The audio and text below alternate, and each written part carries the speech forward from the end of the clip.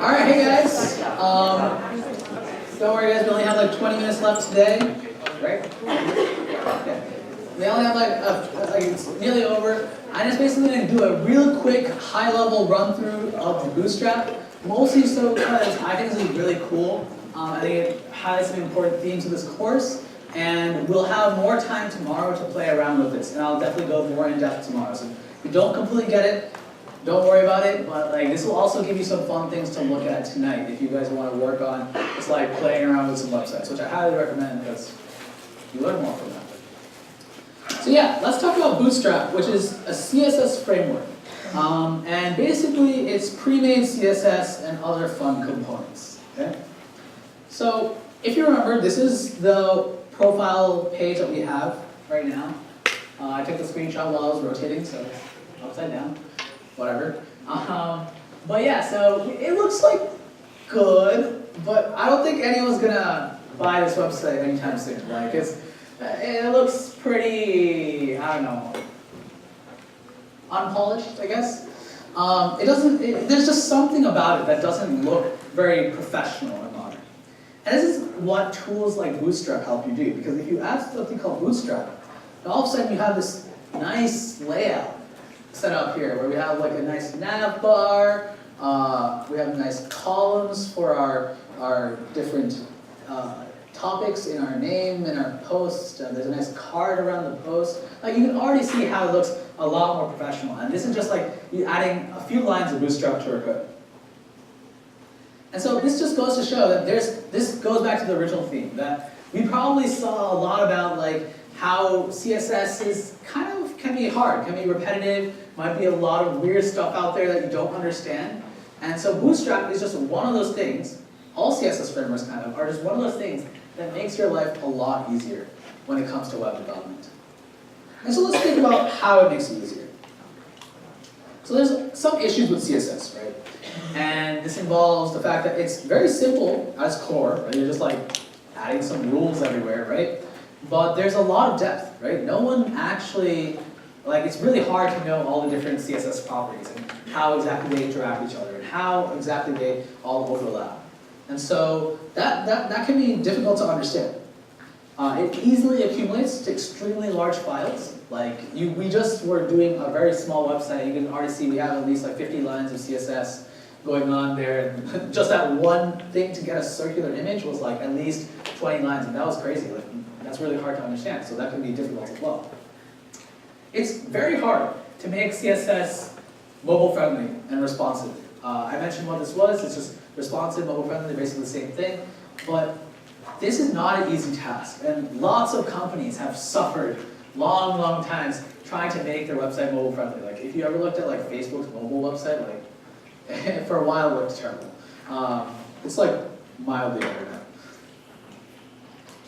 But just overall, it's very easy to not do CSS well. And I mentioned some of these pitfalls, right? Like you can add styles in the HTML itself, and that might be the best way for you to get it to work, because you can't, you keep changing your CSS file and the text color for some reason isn't changing, so you just go and add it in the HTML and bam, it changes and it works.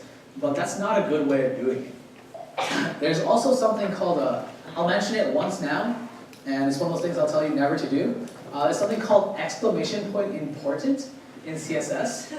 You might see this sometimes in code snippets, in examples. Don't use it. It's pretty terrible. It basically overrides the laws of inheritance in CSS at a high level. It's no good. It basically is for people who don't understand how CSS works. No, I'm joking. It's kind of used in a lot of places, but you still avoid using it as much as possible. So yeah, what is Bootstrap? So if you remember, we were making these classes that we had in our CSS that I was talking about using text center, and that's basically a class that represents the idea that is centering text, right? And then you actually have the CSS behind it, that's like the implementation of what it does. And so that's basically what Bootstrap is. And any kind of one of these packages, these CSS frameworks, it's basically just a collection of CSS classes that add pre-built styles to your web page. So this can be like colors, like you can see we have, where am I looking at? Well, in the picture I showed you earlier, like there's a nice blue color in the heading, the fonts look nice, there's nice structural stuff, like you can lay out things in nice columns, there's nice components such as that card I showed you. It's also completely responsive, or good CSS frameworks try to do this. Bootstrap is pretty good at this.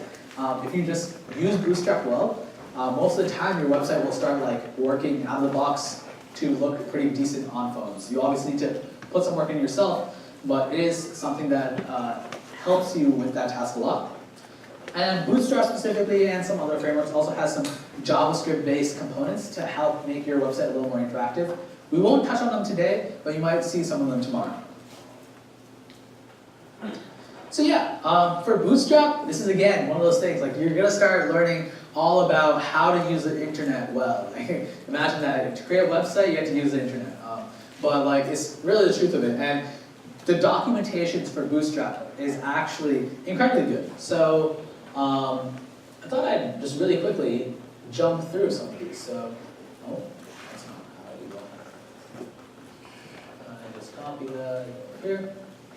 So yeah, you can go to the documentation. The documentation for any kind of CS, computer science, programming language kind of thing can always be daunting. It's very big, it's pretty complicated, has a lot of different things, and you can get lost if you don't know how to actually navigate these sort of things. So I thought I'd take a few seconds, a few moments to just kind of show you how you get around like actually looking at this kind of stuff, and how you yourself can start learning how to use Bootstrap. Because again, this is a complicated thing, there's a lot of different things in it. But I did it. I had no idea how to do it at some point, so you can do it too. So first off, it first lands you at the introduction, and it basically shows you how to actually get Bootstrap running in your website. And it's actually extremely simple. I'll zoom in on this a little. Oh, that's too much. I'll zoom in on this a little bit, but basically they give you some code. They even give you a nice copy button. You copy the code and you paste it in your website, in the HTML. And all it's really doing is, if you look at this, is that it's basically a link to some file. And that file is a CSS file.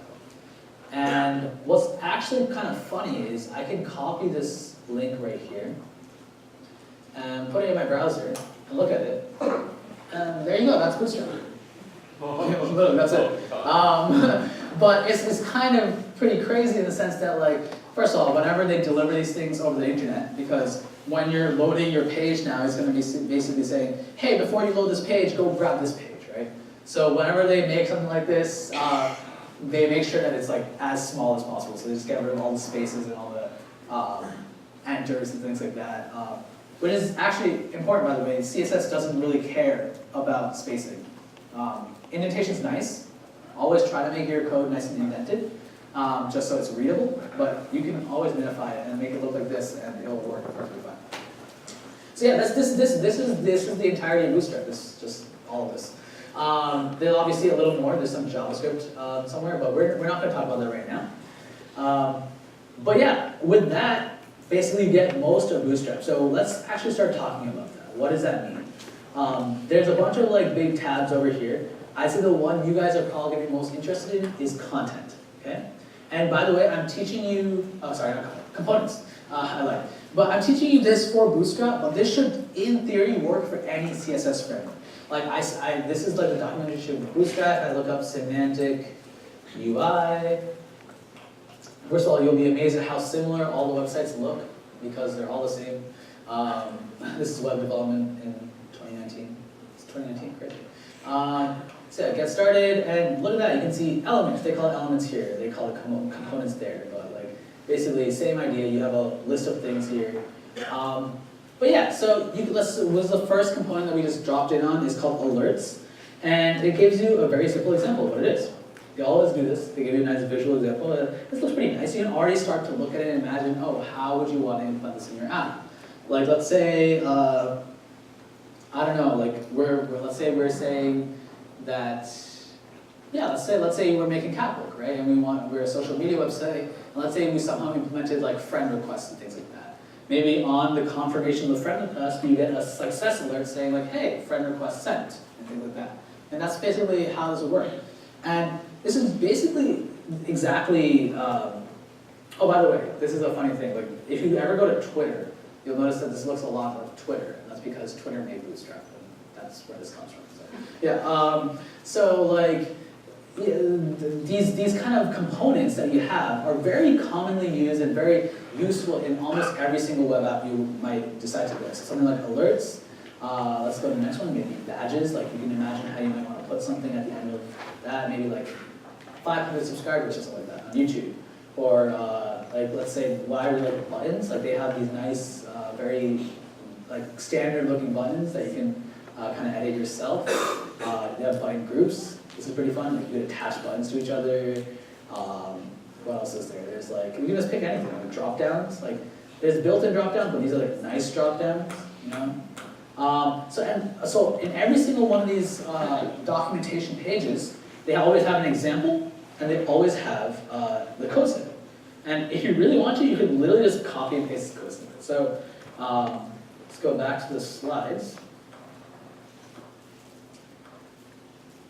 And so yeah, I actually gave you a little example. There's a little folder called BS in your in that little repository they copied, and no, it's not BS, it's Bootstrap, that's what it stands for. So yeah, go ahead and open up profile bs.html. And you'll probably be a little scared about how many classes there are in the HTML. And we can open this up too. Let's close all of these. So BS, profile BS. And yeah, you can see like, wow, this class is literally attached to every single thing in this like page. Like class, right? But then you can open up the CSS and you can see like, wait, there's like so little CSS here. There's very little CSS, right? But our website's already close to its way to looking like an actual social media website, kind of like say Facebook.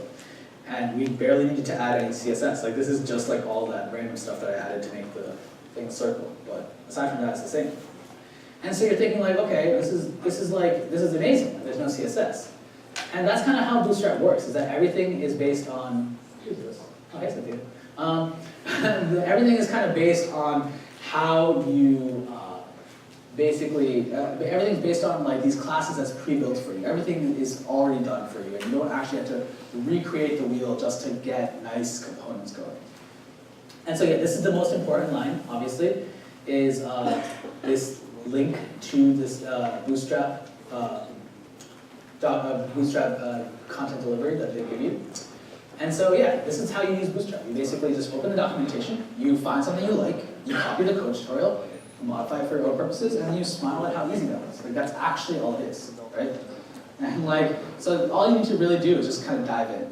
So we have 10 minutes left. I'm gonna just quickly show you what I did with this, and then we'll have like a workshop on this tomorrow where we can just play around with some things in Bootstrap. But, so for example, so let's open up a bunch of stuff open now. I'll do this, this.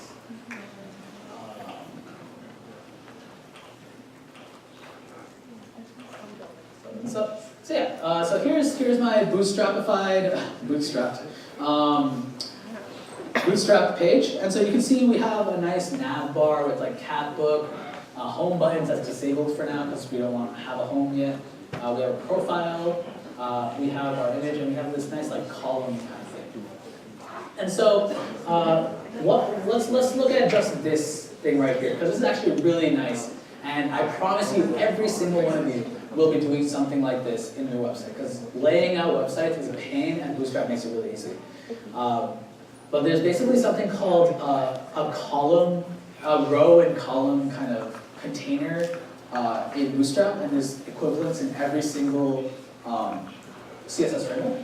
And so if we go to here, this is actually in layout, but it's the grid layout, and you can kind of look through it. They give it a very nice little tutorial, but I'll give you my little explanation of it right now.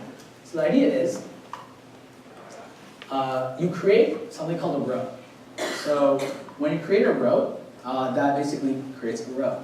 And everything in Bootstrap is defined in units of 12. Why 12? I don't know. Semantically, I is like 16. Other ones are like 8. You just pick. But 12 is a nice number because it's divisible by 3 and 4. So you can like divide it into 3s, 4s, or like 6s, or something like that. Yeah? And basically the idea is that I have this in my profile page, this very nice like ability to like split my page in this very nice kind of 3-column layout. Okay? And the way that works is basically I have, okay, I'm gonna collapse a bunch of things. This, where it's basically just a div that has a row and then 3 columns in it. Okay? And some of these have different names, which you'll see. This is column 6, this is column, this is column. And so what you can see is if I just get rid of that real quick, and just make them 3 columns, and save that, go here, and watch carefully, wait for refresh, now you can see that all 3 of these are actually the same width. Okay? That's how it normally does it. So basically you put rows, then you put columns in it, and I'll make equal width columns. So if I add another div, class equals col, and then high. Okay. And then you see we get an entire another column with high written in it. Okay. And like this is already kind of amazing in the sense that this is doing it automatically. Like you don't have to worry about spacing. You don't have to worry about things like flexbox, which is what's actually working on underneath this. And I promise you, this is much harder than it looks if you just try doing this in your own on CSS. What's also pretty cool is if I get rid of this, I think this should work. I refresh this. This is kind of useful. If you inspect your website, by the way, you can see how it looked like in a different device in Chrome. So you can turn it into like an iPhone or something like that, or maybe just a responsive thing. Okay, this is clearly not working very well, but like most of it actually works pretty well. In the sense that you can look at the nav bar, and like when it gets kind of small enough, the nav bar's items go to the right side and just stick there, like how you kind of would expect on a mobile phone. Whereas like when it's wider, it's like along the top. So things like that just kind of work for you. I think in theory columns should also like wrap around. I didn't do this very well, so it probably doesn't work very well. But this is a handy tool. It's just this button up here and there, so we can just go to that. But yeah, so what do we have for it? We had something called column 6, column-6. And if you see that, you can see that this one actually gets wider. And the way this basically works is every single grid, every single row in Bootstrap is divided into units of 12. So this is one row, and if I say give it something called column 6, this is actually 6 units of the 12 units in this row. So you can actually see that this is actually half the length of this entire thing. And we can make that even more apparent by like not giving it to this, giving it to this.